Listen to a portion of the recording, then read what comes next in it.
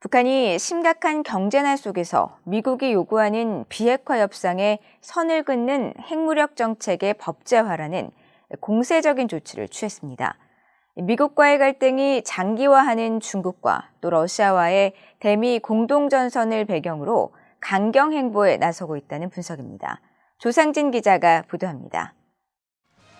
북한이 핵무력 정책을 법제화하면서 미국이 요구하는 비핵화 협상을 정면으로 거부하고 민생을 외면한 채 핵 보유국 지위에 집착하는 행보를 보인 데 대해 한국의 전문가들은 북한이 중국, 러시아와의 밀착을 더욱 강화하려는 움직임으로 분석했습니다. 미중 패권 경쟁과 우크라이나 전쟁에 따른 미러 갈등이 장기화하는 흐름 속에 미국 등 서방 자유민주 진영에 맞선 북중러 3강 밀착이라는 신냉전 구도가 유리한 정세라고 판단하고 있다는 것입니다. 과거 같으면은 북러 경제관계, 군사협력 관계는 상당히 의미가 미미했지만 지금 새로운 글로벌 대립 구조가 형성되고 김정은 위원장의 남북관계, 북미관계라고 하는 그랜드 디자인이 지금 무너진 상태이기 때문에 북한으로서는 어쩔 수 없는 대체, 출구가 필요하고 여기에 이제 러시아가 길을 열어주는 거죠. 통일연구원 홍민 북한연구실장은 북한과 러시아가 외교는 물론 경제와 군사 등 여러 방면에서 교류와 대미 공동전선 차원의 협력을 추진하고 있다며 중국도 북한 핵무력 고도화의 뒷배 역할을 하면서 유류와 석탄, 식량, 의약품 등의 지원을 계속하고 있다고 진단했습니다. 그러면서 다음 달 당대회에서 시진핑 국가주석의 3년임이 확정된 이후 중국의 북한 편들기가 한층 노골화될 것으로 전망했습니다.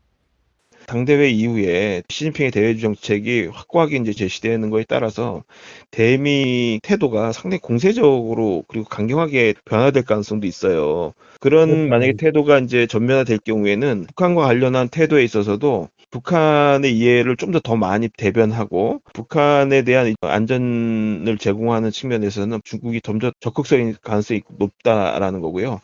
전문가들은 다만 북한이 핵 보유국 지위를 확고히 하려는 행동은 타이완이나 우크라이나로의 핵 도미노를 우려하는 중국과 러시아에게도 부담일 수밖에 없으며 중국도 지나친 북러 밀착이 미국을 자극하는 북한의 무모한 행동을 부추길 것을 우려할 것이라고 분석했습니다.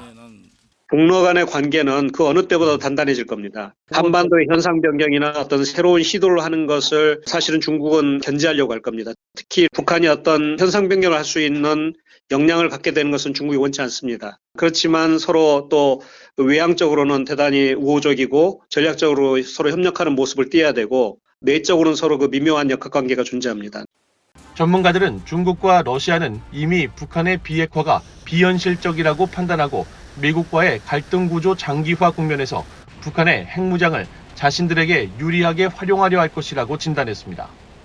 그러면서 미중 미러 갈등 장기화로 중국과 러시아에게 북한의 가치는 올라갈 수 있다며 현재 중러 간 연합 군사 훈련에 향후 북한의 참여도 배제할 수 없다고 지적했습니다.